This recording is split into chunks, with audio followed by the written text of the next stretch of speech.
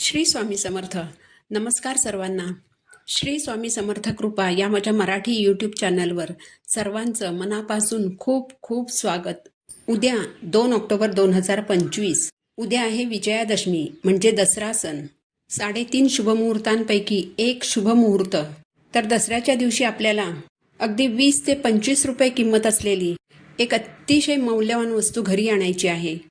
या वस्तूमध्ये इतकी सकारात्मक ऊर्जा भरलेली असते ना, की दसऱ्याच्या दिवशी ही वस्तू आपल्या घरात आणल्याने आपल्या घरातील वाईट शक्ती, वाईट बाधा, नकारात्मक शक्ती, नजर दोष, घरातील दुःख, अडीअडचणी सर्व काही आपल्या घरातून बाहेर फेकलं जाईल आणि आपलं घर सकारात्मक ऊर्जेने, सुखाने आणि समाधानाने भरून जाईल.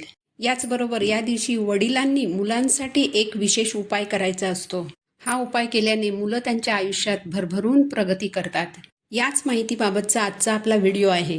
व्हिडिओ संपूर्ण पहा म्हणजे योग्य ती माहिती तुमच्यापर्यंत पोहोचेल. बघा, वाईटावर चांगल्याचा विजय म्हणून आपण विजयादशमीचा दिवस साजरा करतो. या दिवशी प्रभू श्रीरामांनी रावणाचा वध केला होता, म्हणून या दिवशी आपण रावण दहन करत असतो. तर बघा, दसरा हा 3.5 शुभमुहूर्तांपैकी एक शुभमुहूर्त मानला जातो.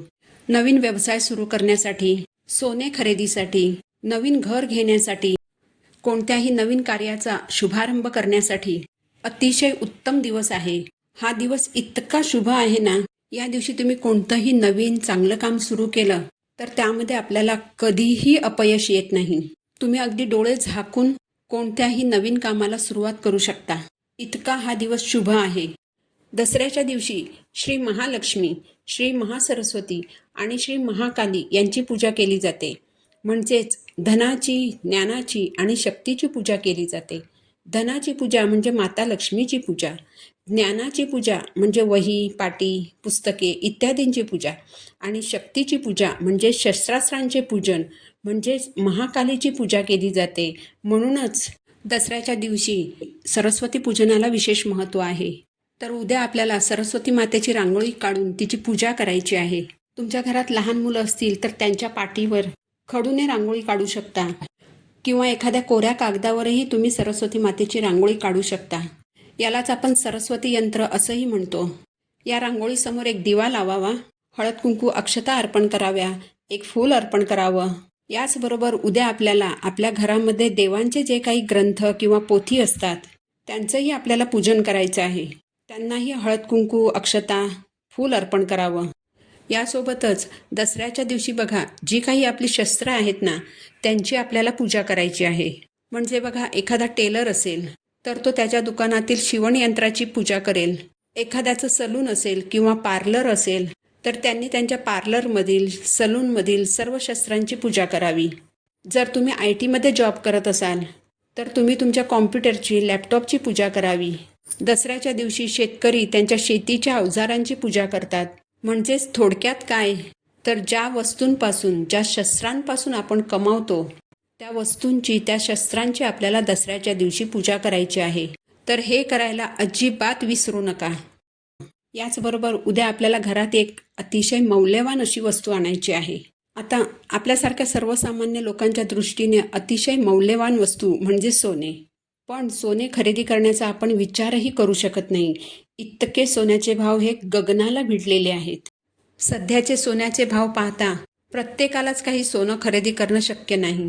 पण सोन्यापेक्षाही मौल्यवान वस्तू म्हणजे दसऱ्याच्या दिवशी तुम्हाला शमीच्या झाडाचं एखादं पान घरी आणायचं आहे किंवा शक्य झालं तर शमीचं रोप तुम्हाला घरी आणायचं आहे. हे रोप तुम्ही कुंडीमध्ये लावून बाल्कनीमध्ये ठेवू शकता.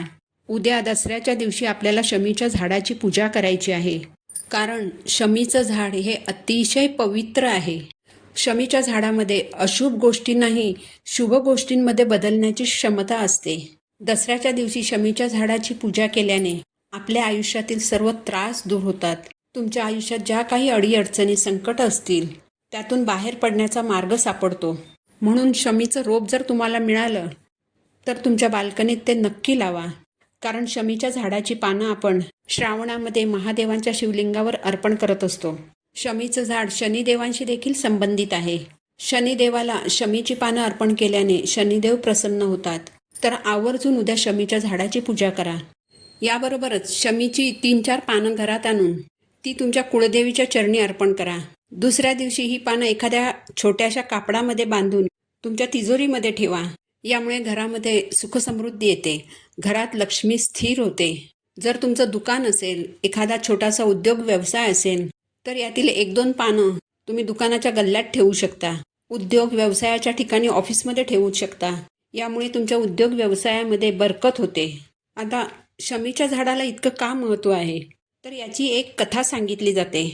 जेव्हा पांडव 1 वर्षासाठी अज्ञातवासात जाणार होते, तेव्हा अज्ञातवासात जाण्यापूर्वी त्यांनी आपली शस्त्रे शमीच्या झाडावर लपवून ठेवली होती. या शस्त्रांपैकी गांडीव धनुष्य आणि काही बाण अर्जुनाने बृहन्नडेच्या रूपात वावरत असताना राजा विराटच्या गायी सोडून आणण्यासाठी वापरले आणि काम झाल्यानंतर ते गांडीव धनुष्य अर्जुनाने परत झाडावर ठेवून दिले. यामुळे विजयादशमीला शमीच्या झाडाची पूजा करून त्याला औक्षण केले जाते. यासोबतच दसऱ्याच्या दिवशी वडिलांनी मुलांसाठी एक उपाय करायचा आहे. यासाठी आपल्याला थोडासा मध लागणार आहे आणि एक सोन्याची किंवा दर्भाची काडी घ्यायची आहे. ही काडी मधामध्ये बुडवून वडिलांनी मुलांच्या जिभेवर ओम हा मंत्र लिहायचा आहे. मुलं जर मोठी असतील तर ती स्वतःच हा उपाय करू शकतात. मुलं जर लहान असतील तर वडिलांनी हा उपाय करायचा आहे. हा उपाय केल्यामुळे मुलांची भरभरून प्रगती होते. वडील जर घरात नसतील, बाहेरगावी गेलेले असतील, तर वडिलांसमान असलेल्या इतर व्यक्तीने हा उपाय जरी केला तरी चालेल. पण जर इतर कोणीच नसेल तर आईने हा उपाय केला तरीही चालेल. तर बघा, उद्या अतिशय शुभ दिवस आहे. सकाळी लवकर उठून स्नान आटपून घराचा मुख्य दरवाजा स्वच्छ पुसायचा आहे. आपलं जे काही 2 चाकी वाहन असेल, 4 चाकी वाहन असेल तर ते स्वच्छ धुवायचं आहे. घराला आंब्याच्या पानांचं, झेंडूच्या फुलांचं तोरण लावायचं.